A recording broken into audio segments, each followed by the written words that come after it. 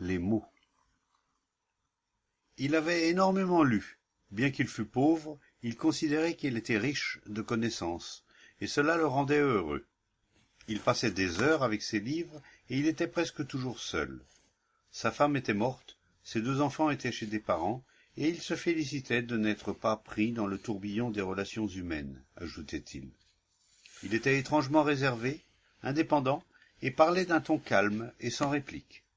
Il avait étudié la question de la méditation sous toutes ses formes, et plus particulièrement l'usage de certaines psalmodies et de certaines formules dont la répétition constante avait sur l'esprit un puissant effet d'apaisement. Il y avait aussi dans les mots eux-mêmes une magie certaine. Les mots devaient être prononcés d'une façon précise et psalmodiés correctement. Ces mots nous avaient été transmis depuis des temps très reculés, et la seule beauté des mots, avec leur cadence rythmique, créait une atmosphère propice à la concentration. Et là-dessus, il se mit à psalmodier. Il avait une voix agréable, et il y avait une douceur qui venait de l'amour des mots et de leur signification. Il psalmodiait avec l'aisance que donne une longue pratique et une grande dévotion. Dès le moment où il se mettait à psalmodier, plus rien d'autre n'existait pour lui. À l'autre bout de la plantation, le chant d'une flûte s'éleva, hésitant, mais la sonorité en était claire et pure. L'homme qui jouait était assis à l'ombre d'un grand arbre, et derrière lui, on apercevait les montagnes silencieuses. La psalmodie et le chant de la flûte semblaient se fondre et s'éteindre, puis reprendre de nouveau. Des perroquets volèrent d'un arbre à l'autre en faisant leur tapage habituel. Puis de nouveau ce furent les notes claires de la flûte et la voix de l'homme grave et puissante. C'était le matin. Le soleil se levait au-dessus des arbres. Des gens du village s'en allaient à la ville, bavardant et riant. Le chant de la flûte et la psalmodie de l'homme se faisaient insistants, et quelques passants s'arrêtèrent pour écouter.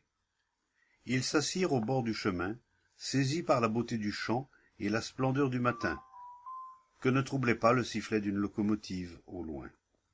Au contraire, tous les bruits semblaient participer du même ordre et de l'unique beauté qui emplissait le monde. Même le gras croassement d'une corneille n'avait rien de discordant.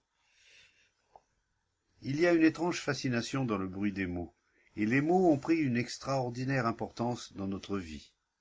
Patrie, Dieu, prêtre, démocratie, révolution. Nous vivons de mots et nous ne sommes jamais rassasiés du plaisir qu'ils nous donnent. Ce sont ces sensations qui ont pris tant d'importance. Les mots sont agréables parce que leur bruit réveille des sensations oubliées, et le plaisir est d'autant plus grand qu'il se substitue au réel, à ce qui est. Nous essayons de remplir notre vide intérieur par des mots, des sons, des bruits, des activités. La musique et le chant sont un merveilleux moyen d'échapper à nous-mêmes, de fuir notre médiocrité et notre ennui. Les mots remplissent nos bibliothèques et nous parlons sans cesse. Nous n'osons pas rester sans un livre, sans faire une chose ou une autre. Nous avons peur d'être seuls. Lorsque nous sommes seuls, notre esprit tourne et retourne sans cesse en lui-même, s'inquiète, imagine, remue des souvenirs, fait des projets. Ainsi n'y a-t-il jamais de vraie solitude, et l'esprit n'est jamais immobile.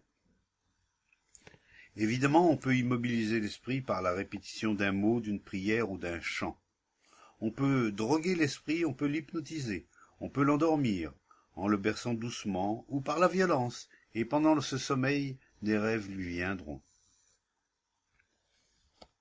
Mais un esprit apaisé par la discipline, le rituel ou la répétition ne peut jamais être vigilant, sensible et libre.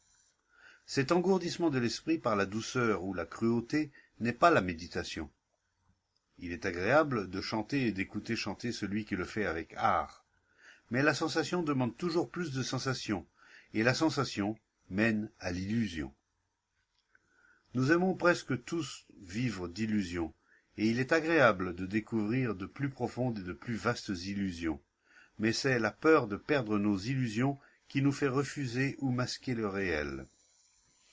Ce n'est pas que nous soyons incapables de comprendre le réel, c'est parce que nous repoussons le réel et nous nous raccrochons à l'illusion que nous avons peur.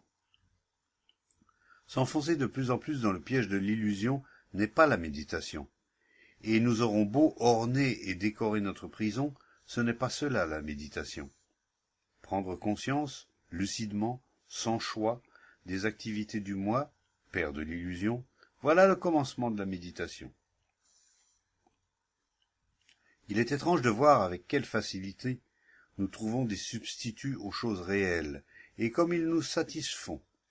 Le symbole, le mot, l'image devient essentiel, et autour de ce symbole nous élevons l'édifice de l'illusion, en utilisant les connaissances pour le consolider. L'expérience devient ainsi un empêchement à la compréhension du réel. Nous donnons des noms, non seulement pour communiquer, mais pour renforcer l'expérience.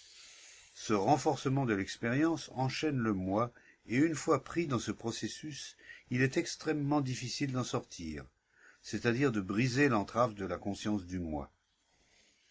Il est essentiel de mourir à l'expérience d'hier et à la sensation d'aujourd'hui, sinon il y a répétition.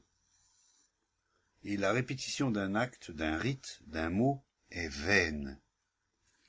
Dans la répétition, il n'y a pas place pour le renouvellement. La mort de l'expérience est création.